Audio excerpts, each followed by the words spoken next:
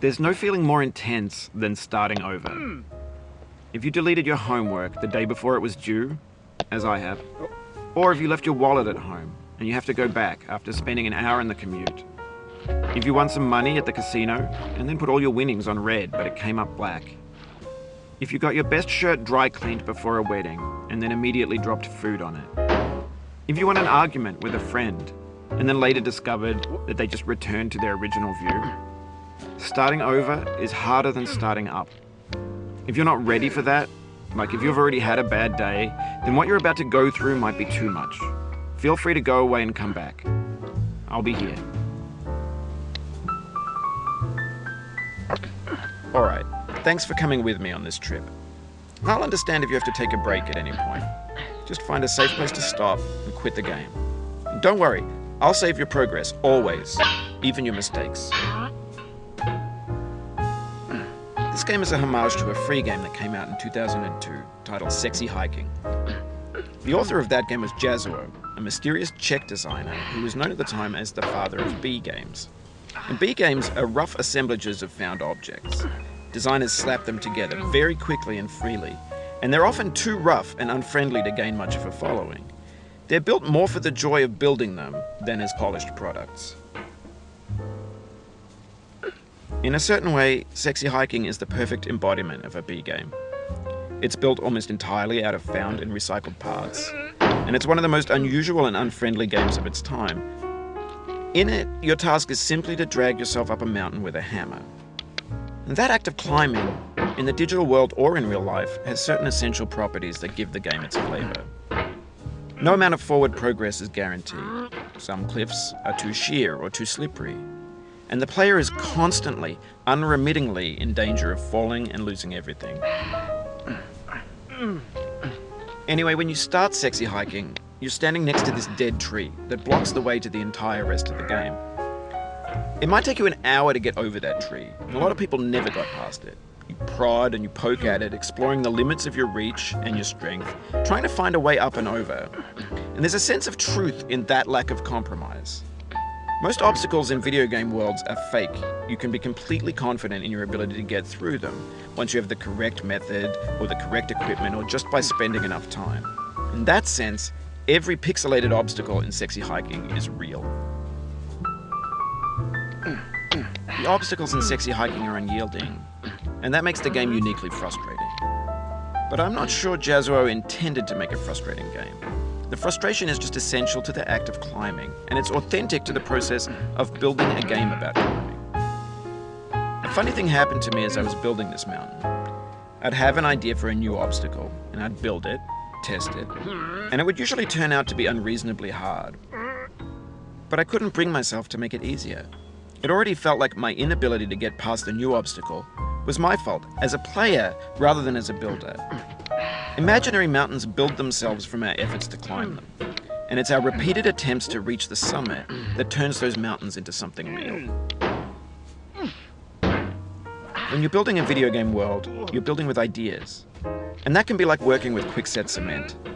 You mold your ideas into a certain shape that can be played with, and in the process of playing with them, they begin to harden and set until they're immutable, like rock. And at that point, you can't change the world. Not without breaking it into pieces and starting fresh with new ideas. For years now, people have been predicting that games would soon be made out of prefabricated objects, bought in a store and assembled into a world. And for the most part, that hasn't happened, because the objects in the stores are trash. I don't mean they look bad or that they're badly made, although a lot of them are. I mean they're trash in the way that food becomes trash as soon as you put it in the sink. Things are made to be consumed and used in a certain context, and once the moment is gone, they transform into garbage. In the context of technology, those moments pass by in seconds. Over time, we've poured more and more refuse into this vast digital landfill that we call the internet.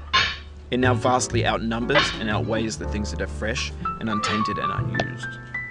When everything around us is cultural trash, trash becomes the new medium, the lingua franca of the digital age.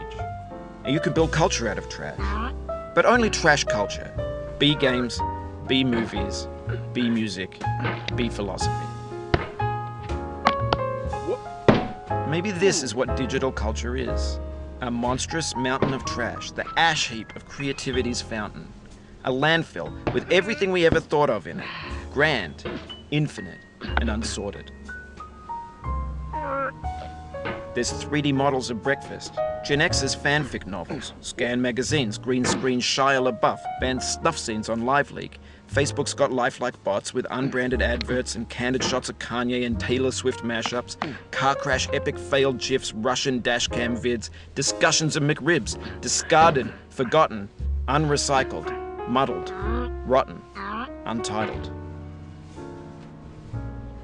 Everything's fresh for about 6 seconds, until some newer thing beckons, and we hit refresh. And there's years of persevering, disappearing into the pile, out of style, out of sight. In this context, it's tempting to make friendly content that's gentle, that lets you churn through it but not earn it. Why make something demanding if it just gets piled up in the landfill, filed in with the bland things?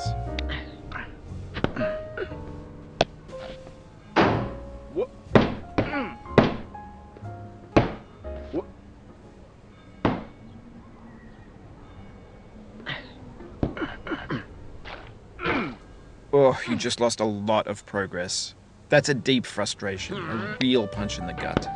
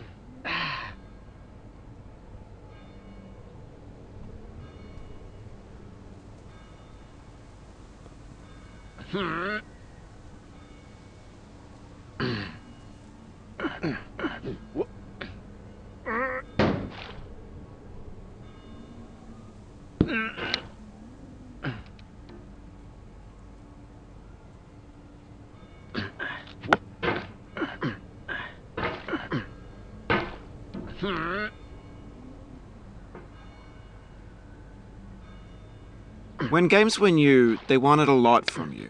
Daunting you, taunting you, resetting and delaying you. Players played stoically. Now everyone's turned off by that. They want to burn through it quickly, a quick fix for the fickle, some tricks for the clicks of the feckless. But that's not you, you're an acrobat. You could swallow a baseball bat.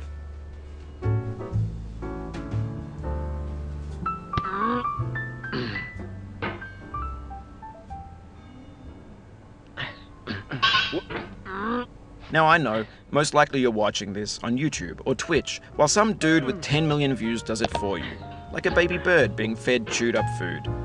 That's culture too.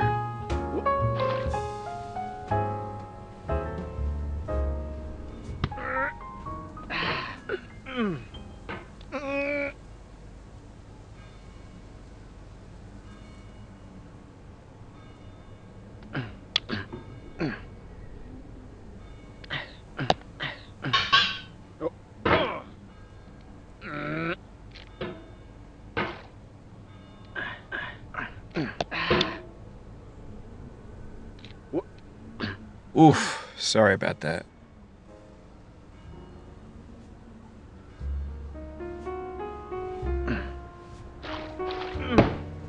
Oh, it happened again. Keep on trying, don't let it get to you.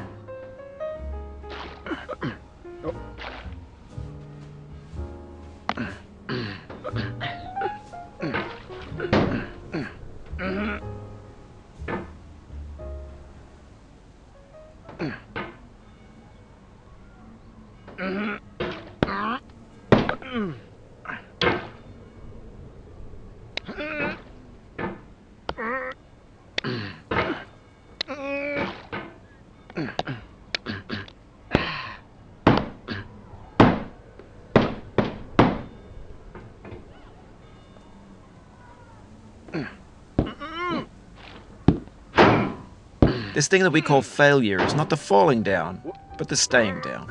Mary Pickford.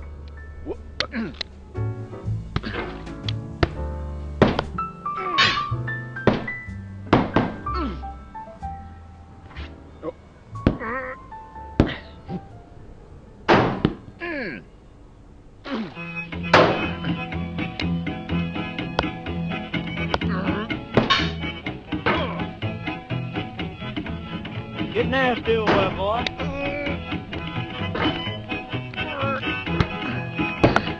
Going down the road feeling bad. I'm going down the road feeling bad. Going down the road feeling bad, and I ain't going to be treated this way.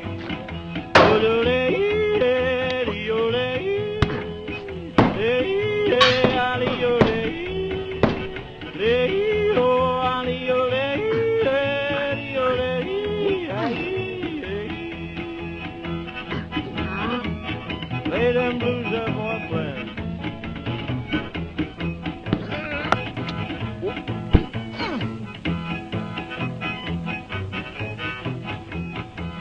Down in the jail on my knees. I'm down in jail on my knees. Down in jail on my knees, and I ain't going to be treated this way. They feed me on cornbread and cheese. They feed me on cornbread and cheese. They feed me on cornbread and cheese, and I ain't going to be treated this way.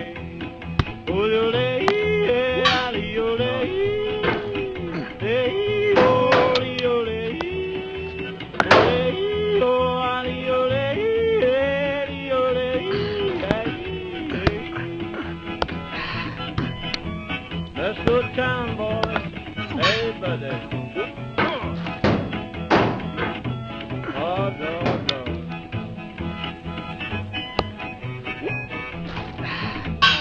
$10 shoe fits my feet. A $10 shoe fits my feet. $10 shoe fits my feet, and I ain't going